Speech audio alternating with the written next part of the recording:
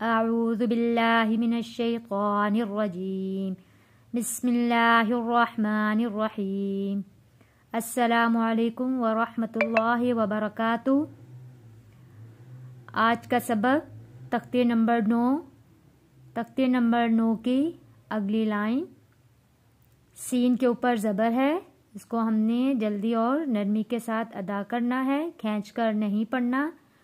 لام کے اوپر کھڑی زبر ہے، کھڑی زبر کو ہم نے ایک الف کے برابر کھینچ کر پڑھنا ہے۔ میم کے اوپر دو پیش ہے، دو پیش کو ہم نے غنہ کر کے ادا کرنا ہے۔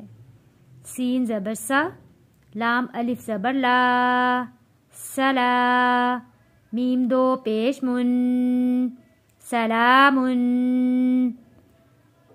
شین زیر شی، دال الف زبر دا، شیدا، الف ہے، الف خالی ہے، دال کے اوپر زبر ہے، الف سے پہلے زبر ہو حروف مدہ ہوتا ہے، حروف مدہ کو ایک الف کے برابر کھینچ کر پڑھتے ہیں۔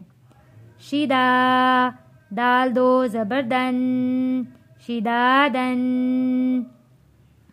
شین زبر شا، را الف زبر را، شرا، با دو زبر بن، شرابن، صاد زبر صا، واو الف زبر وا، صوا، با دو زبر بن، صوابن۔ زبر کو ہم نے نرمی کے ساتھ ادا کیا، حروف مدہ ہے، حروف مدہ کو ہم نے ایک الف کے برابر کھینچ کر پڑھا ہے، اور با دو زبر بن، تنوین ہے، تنوین پر ہم نے غنہ ادا کیا ہے، صوابن۔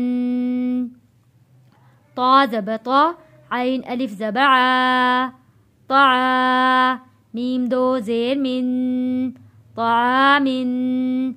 طا موٹا پڑھا جائے گا، طا کے اوپر زبر ہے، زبر کو ہم نے کھینچ کر نہیں پڑھنا ہے، اور الف سے پہلے زبر آ گیا، حروف مدہ ہے، حروف مدہ کو ہم نے ایک الف کے برابر کھینچ کر پڑھا ہے، طعا، میم دو زیر من، طعامن۔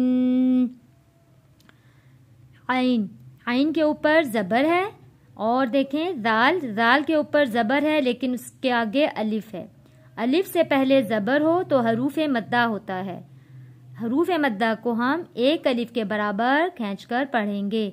عین زبر ع، ذال الف زبر را، عذا، با دو زبر بن، عذابن۔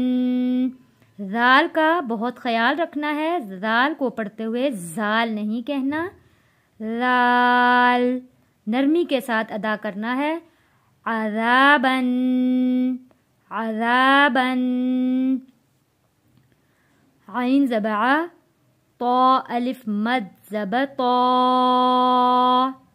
عطا،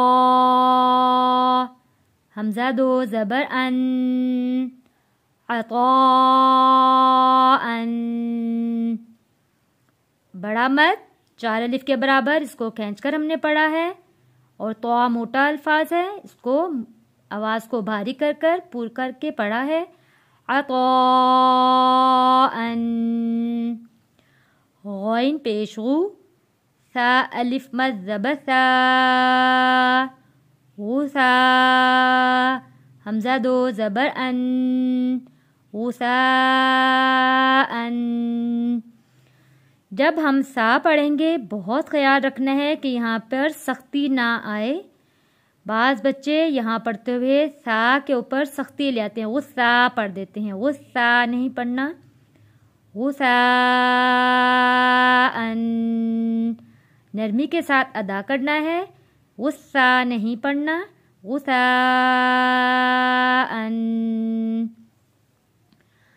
کاف زیر کی، تا کھڑی زبر تا، کتا، با دو زبر بن، کتابن۔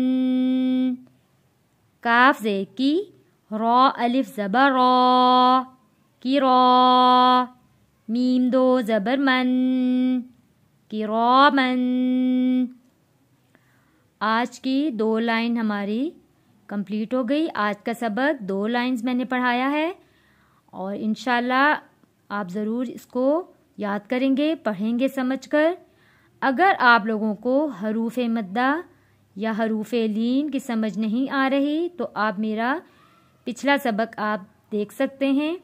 پچھلے سبق میں نے تفصیل کے ساتھ سمجھایا ہے کہ حروف مدہ کس کو کہتے ہیں، حروف لین کس کو کہتے ہیں.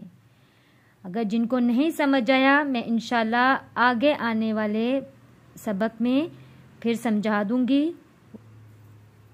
السلام علیکم ورحمۃ اللہ وبرکاتہ.